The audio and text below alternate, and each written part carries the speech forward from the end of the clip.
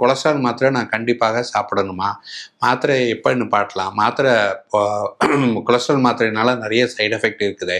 நான் வாட்ஸ்அப்பில் படித்தேன் டாக்டர், என் ஃப்ரெண்டு சொன்னாங்க அப்படிங்கிற மாதிரிலாம் நிறைய பேருக்கு அந்த சந்தேகங்கள் இருக்குது. எதுக்காக கொலஸ்ட்ரால் மாத்திரை பரிந்துரைக்கிறோம் அப்படின்னா, ரத்தத்தில் உள்ள கொலஸ்ட்ராலை குறைப்பதற்காக மட்டுமல்ல.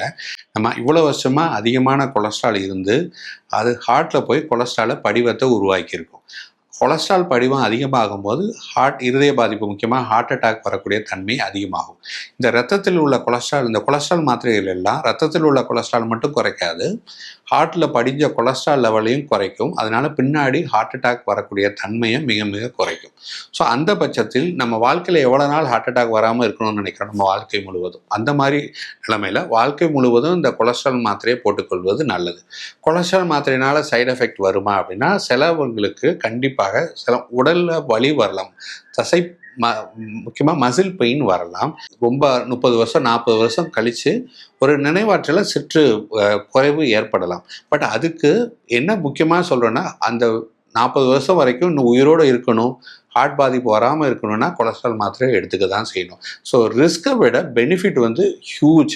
இப்போ சமீப காலத்தில் ஒரு ஏர் இண்டியா ஃப்ளைட் நம்ம அகோர விபத்து அடைஞ்சது நம்ம எல்லாரும் பார்த்தோம். அதுக்காக நம்ம ஃப்ளைட்டில் போகாமல் அவாய்ட் பண்ணுறோமா? இல்லை, ஃப்ளைட்டை ஸ்டில் நம்ம பிலீவ் பண்ணுறோம். ஏன்னா நம்மளுக்கு பெனிஃபிட் ஹியூஜ், ரிஸ்க்கை விட பெனிஃபிட் ஹியூஜ். அதே மாதிரி தான் கொலஸ்ட்ரால் மாத்திரைக்குமே ரிஸ்க்கை விட பெனிஃபிட் ஹியூஜ். என்ன பெனிஃபிட்?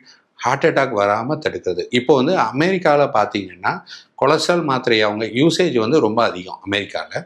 ஸோ 2000க்கு அப்புறம் சமீபத்த ஆய்வுகள் என்ன சொல்லுதுன்னா, அவங்களுடைய அமெரிக்கா ஃபுல்லாகவே இருதய நோய் வர்றதுக்கும் அந்த பக்கவாதம் ஸ்ட்ரோக்குன்னு சொல்கிற பக்கவாதம் வரக்கூடிய தன்மையும் 25லேருந்து 30% குறைஞ்சிருக்கு அமெரிக்கா முழுவதுக்கும். ஒருத்தர் 2 பேருக்கு இல்லை, அமெரிக்கா முழுவதுக்குமே 2000 பார்த்ததுக்கும் 2010 பார்க்குறதுக்கும் இருதய நோய் வர்றது 30% குறைஞ்சிருக்கு, பக்கவாதம் வரக்கூடிய பாதிப்பு 30% குறைஞ்சிருக்கு. அது முக்கியமான காரணம் ஸ்டாட்டின் மாத்திரை எல்லாரும் நிறைய பேர் எடுத்துக்கொள்ளது தான்.